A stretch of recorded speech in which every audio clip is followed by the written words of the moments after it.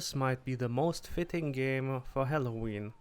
Pumpkin Jack is a 3D platformer hack and slash in which you play Pumpkin Jack, who is seemingly based on the legend of Stingy Jack, who is the basis for why we have jack-o'-lanterns nowadays. In the game, good has won and evil tries to get back into the world and sends Jack to defeat a wizard. Guided by an owl and with the help of a cowardly crow, he fights his way through the armies of good and some monsters to bring back evil. At first I thought this was a game for very young children, as it starts pretty easy.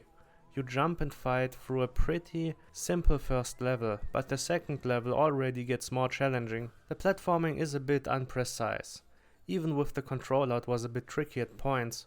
The fighting is fine but a bit simple, so if you fight crowds of enemies it could be a bit annoying and you will surely receive damage. You can use shovels, scythes, magical weapons and a musket among other things to fight back. You have also the crow to attack from time to time and can dodge attacks from enemies. The gameplay is varied enough. You have moments when you can put your head into another room that is not reachable and a short action to finish whatever task you have at hand. There are also moments when you are riding a cart or are flown around by a gargoyle.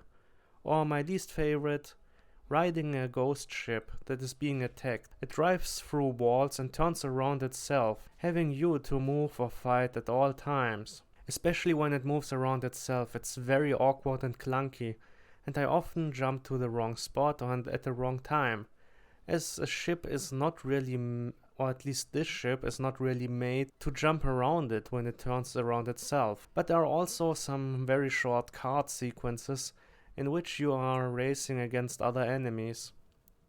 The style is great, the gameplay and level design are fine, the platforming is not that great for me personally, but the variety really helps the game, and the beautiful style also elevates everything you do in this game. The story could have been better though.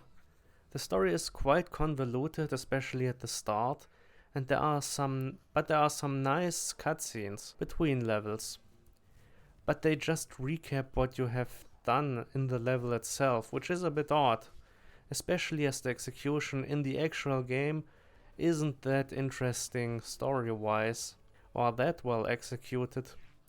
There are no voiceovers, only texts, and while the texts are okay, it's also not that great.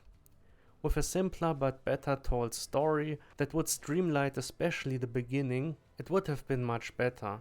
But overall, this is a nice little platformer and hack and slash game that can also be enjoyed by kids, even though it gets a bit hard at the end. I, for my part, liked it, and with 5 hours it doesn't overstay its welcome. The collectibles and the skins offer some replay value as well. After my first playthrough there were still some things that I have missed, and I could go back and collect them again, also unlocking all the skins. I had a good time with Pumpkin Jack, and I will give it an 8 out of 10. But hey, this review was rather short, so let's talk about something else that might be fitting for the spooky season, shall we? Bramble the Mountain King.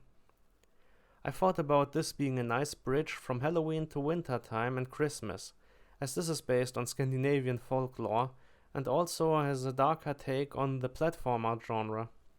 But it turned out to be quite fitting for Halloween especially.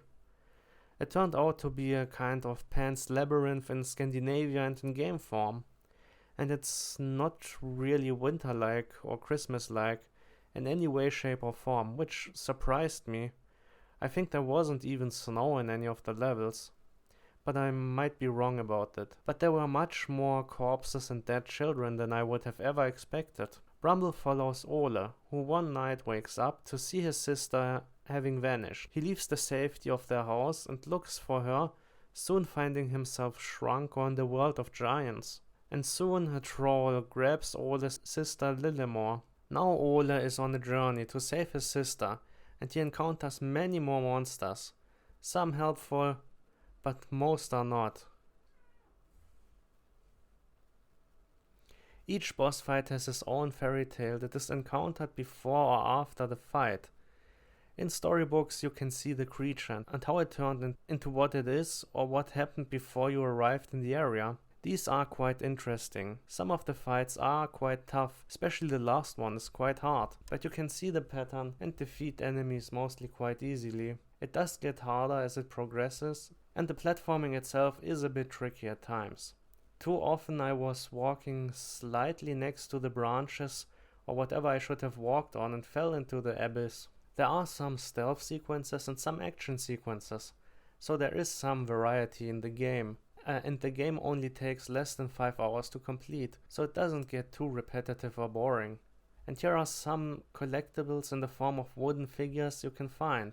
You can see that it didn't have the highest budget at times though, but just the variety of areas and characters you meet are pretty impressive. And the trolls and monsters look pretty good. The game is more violent than I expected at first though.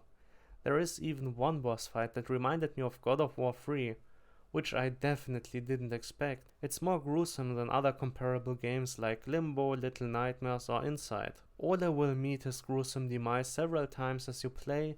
There are hanged people, trolls being stabbed, cannibalism, and even babies are not safe. Yeah, the 18 rating is justified, I would say, and I was surprised by some of the violence you see here. But that's what reminded me of Pan's Labyrinth. You have children going through some fairy tale world, but that world is weird and brutal. We don't have a shocking reality that influences the world here, like in Del Toro movies though. Well, maybe it's supposed to reflect the horrors of the olden times, as it seems like Ola and Lillimore are also living in medieval times, and what they encounter might be the original horrifying fairy tales that were cautionary tales supposed to scare children from the dangerous world outside before they were Disneyfied. But that's just me speculating. But if you have ever read the original versions of the Grimm's fairy tales, for example, you know what I mean. I had a good time with Bramble the Mountain King though, and I would recommend it if you are not turned off by the violence or platformers in general. It's also good for Halloween, I would say. And with that said, I will give Bramble also an 8 out of 10.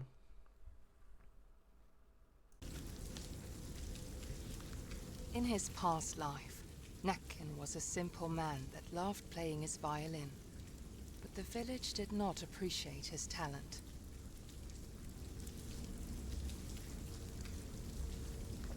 People would frequently bully him, and the only soul that did not